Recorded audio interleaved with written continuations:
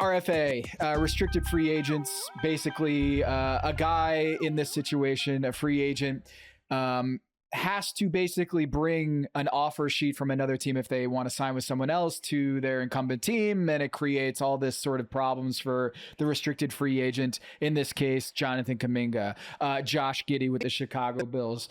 I don't know why I said Bills. Football's around the corner. Cam Thomas over with the Brooklyn Nets, and then Quentin Grimes over with the Philadelphia 76ers, all kind of sitting here waiting for this to play itself out. And we might be in September. We might be even in like October waiting to find out what's going to happen with these guys. They can get signed and traded. They might take a qualifying offer, which means you take basically a small percentage of your expected salary to come back to your incumbent team, and you're an unrestricted free agent at the end of the season. You don't have your bird rights in case you get traded, which is not going to be an appetizing situation for another team. And also, it's not a fun situation, basically, to have that kind of breakdown in contract talks, and then you got to go back to your team and try to play for your next contract and basically say, bye-bye, after this, I'm gone. Not a really rosy situation. Dan, we had one RFA deal, like big one, is Santi Aldama from the Memphis Grizzlies. He had a $52.5 million deal, about 17.5 average annual salary with the Memphis Grizzlies. And that was like at the outset of free agency. And at this point, it's been almost a month. It's been a month. And we don't have any sort of real momentum with Kuminga and Josh Giddey and Cam Thomas and Quentin Grimes.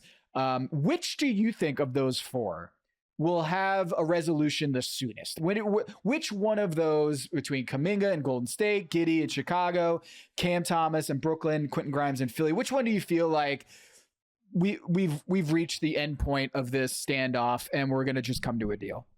Well, yeah, it's interesting because the reason that it does get dragged out, and we see this many summers. Like I can remember writing a whole big thing about this, like when Eric Bledsoe was in RFA with the Suns, whatever that was, like 2012 or 13, about like, this is what restricted free agency is for. It's for teams to use it kind of as a cudgel and a way to protect against themselves so that they don't have to bid against themselves, right? Like we have seen this before. I think we've rarely seen it with like four guys at the same time. But the reason everything's going so slowly is because there is no cap space on the market. There really wasn't any cap space on the market. The only team that had significant cap space on the market was the Nets.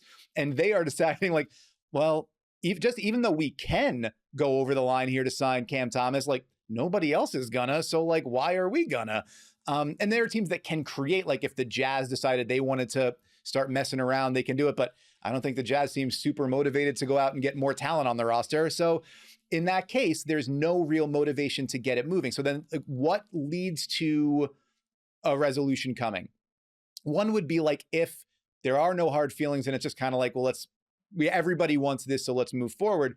And that would seem to be Quentin Grimes to me. Like, I think the idea is everyone seems like pretty on board for the idea that Quentin Grimes should be on the 76ers next season and that he would be a good person to have around on the theoretical, healthier version of the 76ers that we've talked about on this show.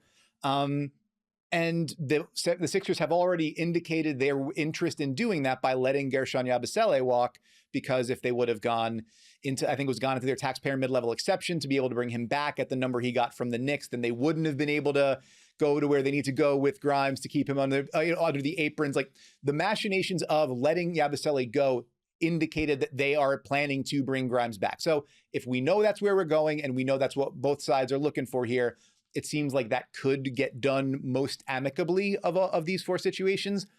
The other thing, though, that leads me to think like it's the other end of the spectrum. And it's like, well, what's the most like rancorous situation? What's the side where there seems to be the most rattling sabers and like movement in terms of like public commentary on what's going on? And that's the Kuminga situation, because of these four situations, that's the only one where we're getting like regular stories about how it's not close, how everybody's a little bit bummed out about it, how multiple teams are trying to get it to sign. Like we're not seeing other teams pitched as sign and trade suitors for Cam Thomas or for Josh Giddey. We're at least hearing about discussions going on around Kuminga. So if there's talks and if there's a motivation to maybe make something happen, maybe that leads you to get something done a little bit quicker. You know, we're talking a lot about body health and improvement, and we're both about the same age, Dan.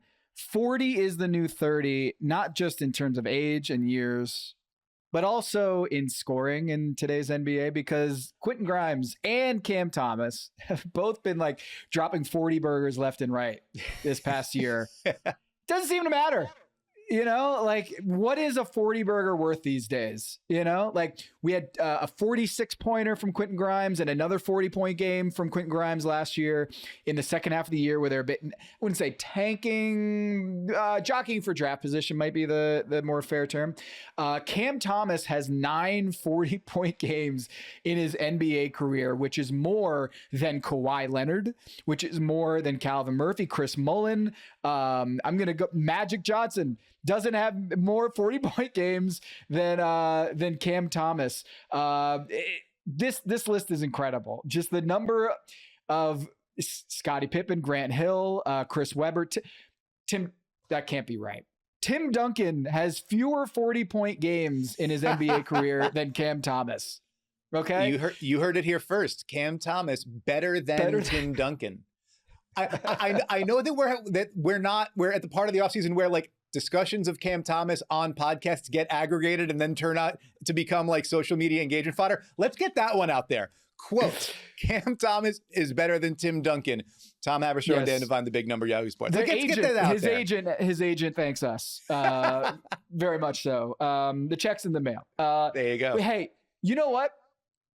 So if you look at even Quentin Grimes, players who have not had more than one 40-point game in their NBA career, it's not as impressive of a list, but it's something that I think we all need to acknowledge here, is that, like, the agents and the players are probably like, I balled out. Like, I averaged 20 plus points a game last year. I should be getting at least 20 million a year, but we're not seeing that.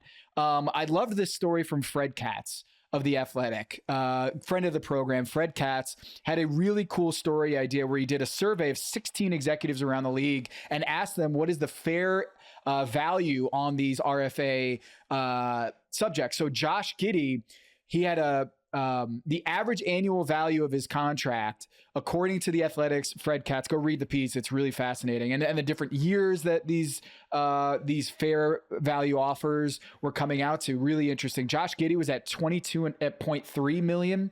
Jonathan Kuminga was at 20.4 million average annual salary, according to these 16 executives of the survey. Cam Thomas came in at 16.7 million, and Quentin Grimes at $14.7 million average annual salary for these guys. I will point out, though, according to Fred's survey, Cam Thomas did have a higher number in terms of average annual salary than Quentin Grimes, but a much lower commitment in years. So teams or rival executives were more willing to give more years and feeling more confident in Quentin Grimes long-term than, say, Cam Thomas, more like 2-year deals and 3-year deals, as opposed to 3 or 4 or 5-year deals. So let's start with Josh Giddey here. Let's do a little over-under. We haven't done over-unders in a while here. Quickly, Dan, Josh Giddey, $22.3 million. I mean, let's peg it at 90 million over 4 years. That's basically what we're talking here, is a 4-year, $90 million deal. Do you think that's a little rich for Josh Giddey, or do you think that's right about it's right? Goldilocks this for me.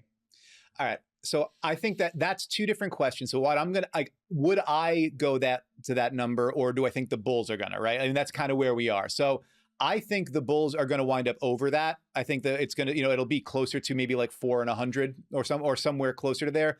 If for no other reason, then I think they can't reasonably look at Josh Giddey and say, we're going to give you less money overall than we gave to Patrick Williams. I feel like they can't do that. And, like, yes, Patrick Williams was an extra year, but they went for 5 and 90 for someone that they've given a lot of opportunities to prove that he can do something for them, and he hasn't. Josh Giddey at least has shown he can be like the engine of their offense. Whether that offense is good enough to get you anywhere beyond the play-in doesn't really seem to be much of a concern in Chicago, because the play-in is where they're pretty happy being. So my guess is it's going to come in over that 22.3 average annual value, which even still would make him something like the 90th highest paid player in the NBA in terms of average annual value. So I'm guessing it gets done around there, but I mean, the longer this goes, I guess the more they can squeeze. Yeah, I think there's also investment bias going in here because they've invested trading away Alex Caruso, who was like a swing piece for the Thunder this year in winning a championship. I think it would be crazy for them to let him walk. I know there's a whole sunk cost fallacy. Is like, yeah, just because you invested in trading away Alex Caruso to get this guy doesn't mean you should overpay. But I do think that that's going to play into this a little bit. I think you're right. I think it'll come in at around 24, 25, a 4-year, $100 million. I'd be surprised if it went to 5 years, but Josh Giddey, I think it's played himself into, I think he absolutely capitalized on the opportunity with the Chicago Bulls that weren't really doing much last year, weren't going to be, title contending anytime soon, but he performed very well in winning games down the stretch for them. I think he comes out higher than 22.3. Again, that's coming from Fred Katz over the Athletic, the executive poll summary there, survey. Jonathan Kuminga, 20.4. What say you?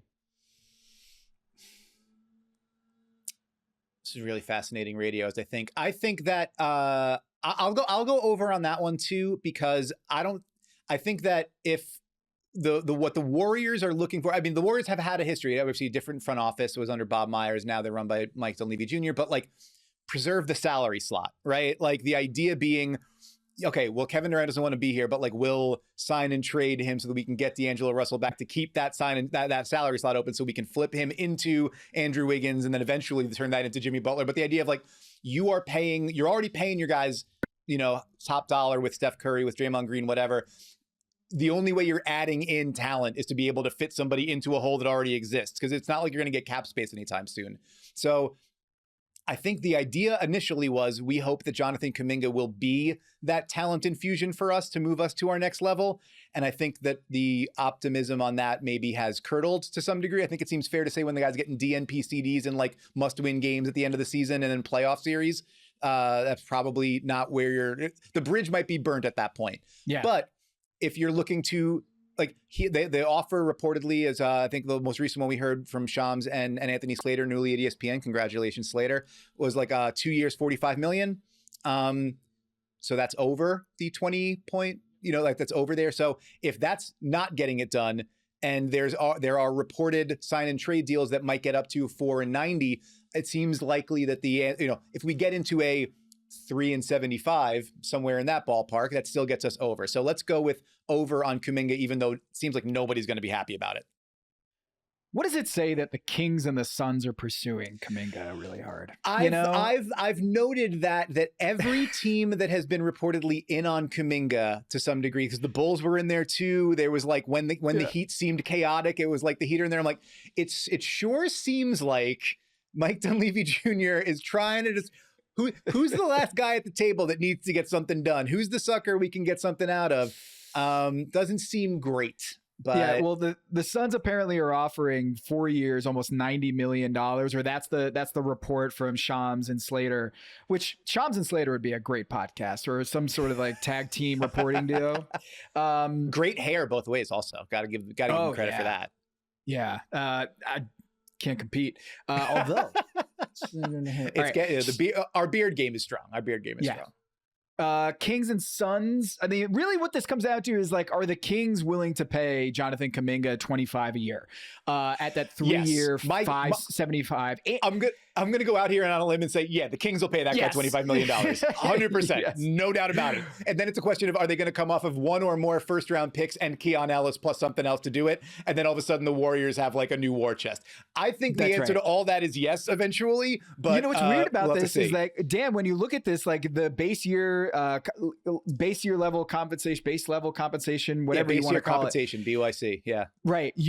The outgoing salary is only going to be half of what the incoming salary is for Jonathan Kuminga. So like I might have gotten that reversed, but the point is that whatever is coming back to the Warriors is only going to be about like half of what the outgoing number is. So if he's getting signed at $25 million, you're basically looking at the neighborhood of the incoming contracts for the Golden State Warriors to be around 13, 14, 15 million. There's a ceiling on that. So like it almost becomes incentivizing the Warriors to agree to a number that's higher, because then you can get more contracts back in a trade. So it really is just greasing the wheels on the King side, or the Sun side is like, hey, how about like 30 million? Would you guys be cool with that? Because then if it's 30 million, then Grayson Allen becomes even more palatable on the other side, because I think he's got a average or a starting salary at 16 or something like that. So it's almost like I'm taking the hard over on Jonathan Kuminga's 20.4 because of the sign and trade aspect. I think it will come down to Keon Ellis and Devin Carter coming to the Warriors, and then a bunch of picks to beef that up. Apparently there was a report, I think maybe Anthony Slater was reporting that, is like that was the standing offer in terms of players to the Warriors, and they turned it down. But I think the draft package will probably have to increase for the Warriors to bite on that.